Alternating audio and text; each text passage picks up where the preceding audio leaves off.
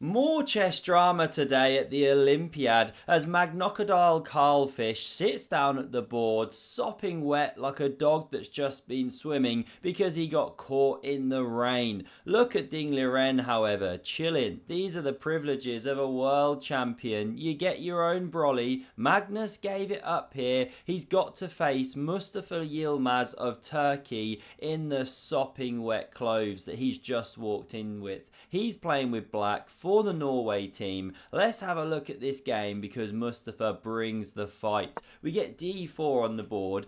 Magnus goes knight f6. c4 explodes the game, and e6, knight f3 and d5. Who is this man with the black pieces, playing steady, boring main lines? Knight c3 and knight bd7. Magnus doesn't even make horsey noises because he's fallen asleep at the dullness of his own opening. We get takes on d5, pawn recaptures, bishop g5, the overpowered pawn to c ships, and after e3, what have we got? A Carlsbad pawn formation. Is it spelt with a K or a C? Nobody knows, driven many a grandmaster insane. Magnus now goes queen a5, and it's the Cambridge Springs variation on the board. We now see bishop d3 in response, and hang on, gets a bit frisky because Magnus doesn't develop the bishop. He plants this knight in the center of the board, moving the same piece twice in the opening. Usually a no-no, but he's got a plan here. If you take,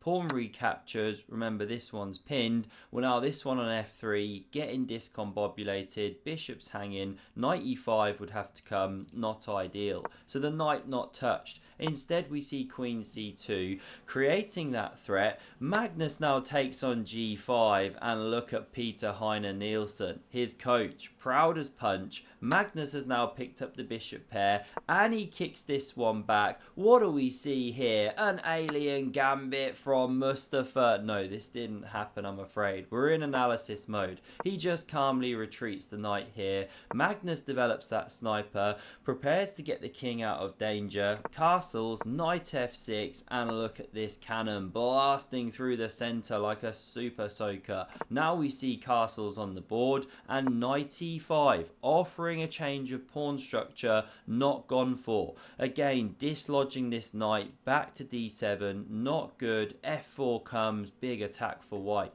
So Magnus goes a6, instantly should tell you that your opponent's looking to advance the c pawn. Now we see f4, cemento, the rock solid camel toe pawn formation. Magnus cracks on with his counterplay, and after queen f2, pouring some sugar on the dark squares, Magnus expands with his banana pawn. Bishop b1 played, preparing to meet that b4 move with knight e2, and before it even comes, Magnus now fianchettos that bishop. He does now leave here, however. Is that going to be a problem? He's looking for knight e4.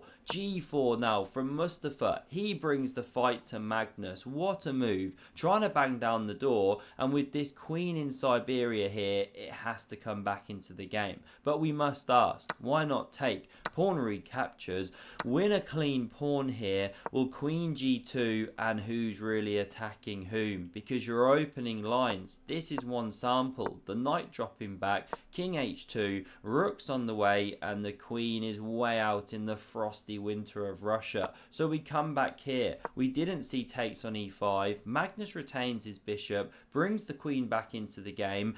h4 by Mustafa, what a move, banging down the door here, and Magnus plants this knight in the center of the board. He feels forced to take, Mustafa that is. Pawn recaptures, the bishop crying, it's had its scope blunted. g5 tries to destroy Magnus, and it forces a blunder, or an error let's say, because Magnus should take here on d4. Pawn recaptures, then f6, not such a bad try. This is how the line goes. Something similar to the game, but white doesn't have this opportunity to take on c5. We'll pause things here, run it back to the game. Note that position. In the game we see f6. What's the key difference? Well, after pawn recaptures, pawn takes back, another one on f6, hands fine gold, not impressed. Now when this check comes, queen g7, things are different, because now white can throw in the incredible played pawn takes on c5, leaving this knight hanging, because if you take, best line by the way according to the Stockness monster, then after takes here white's doing well. This is one sample, but you've got this passed pawn, could get dangerous. White for choice, none of this played though. We didn't see this variation from Magnus swapping the minor pieces. He does something else, taking, but quick one. Why not take here? Well, knight d7 comes. This is the problem. Triple fork. Say you do something like this, very logical, save yourself, protect the bishop. Then there's this tricky move. The queen is pinned to the king, remember, by this. And even if you took first, you can't get out of all the tactical problems. So this is why the knight was such a pain. What does Magnus do?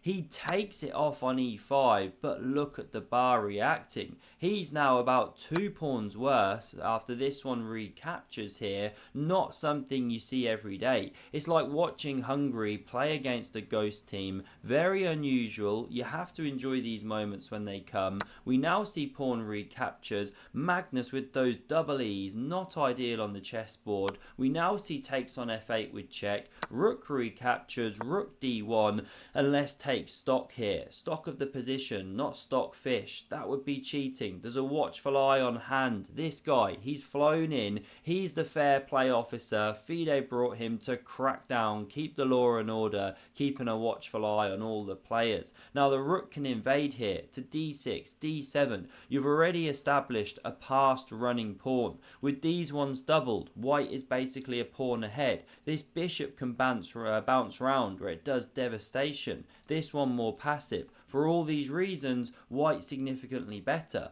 So Magnus goes b4, just making things worse. Bishop c2, screaming to be played by Stock Mollusk here, but not selected. This is then really strong. After you're swapping these, rook d7 big threat, and there's no rook f7 because the bishop covers the square. Kind of picture all of that conceptually. But rook d6 played, slightly imprecise, because Magnus can now swap the queens. Few of his fans bleating. Rook c8 to attack the pawn, and now rook d7, the only way to keep a more significant advantage. Start chasing the bishop, then activate this one. We won't go down the rabbit hole because rook b6 was played. Similar idea, hitting bishop, hitting pawn, but after Magnus centralizes, we now see this exchange of prisoners, but who's it really favored? This was a deadly passed pawn. Imagine if b4 had come, for example. Now Magnus can take here after white takes there